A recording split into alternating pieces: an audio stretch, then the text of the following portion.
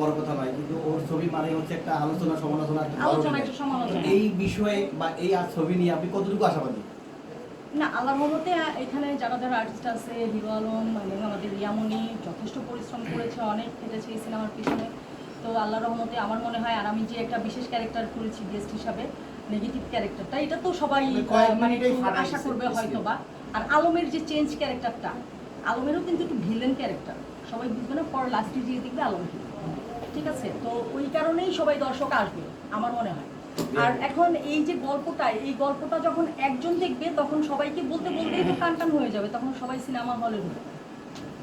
যাই হোক, অসংখ্য ধন্যবাদ।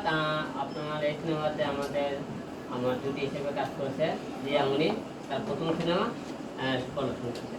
তো এই সিনেমা এসে কিছু বলবেন? রিয়ামণি সম্পর্কে আমি কিছু বলি। আচ্ছা, বলুন।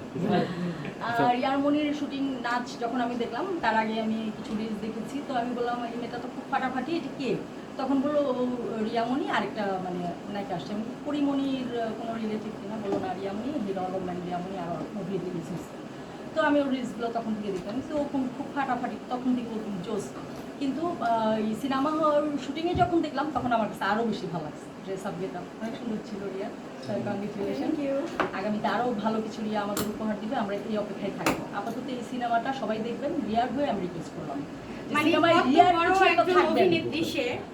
মানে তার অভিনয় দেখতে দেখতেই ধরতে গেলে বড় হইছি। হ্যাঁ, সত্যি কথা বলতে। আচ্ছা, কে আপনার কাছে একটা মান্না ভাইয়ের হিরোইন।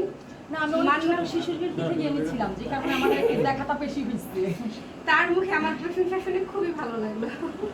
না, আমি যাটা ভালো দেখি তারটা ভালোই বলি, আমি কখনো তারটা খারাপ থেকে বলেই দিই উনি বেশি অ্যাক্টিং করতে চাই, এটা আমি সামনেই বলে দিই। কিন্তু ওর অভিনয় খুব ভালো ছিল, ডান্স গান, যদিও আমাদের সঙ্গে সিকোয়েন্স ছিল না, কিন্তু পরবর্তীতে আশা করি থাকবে।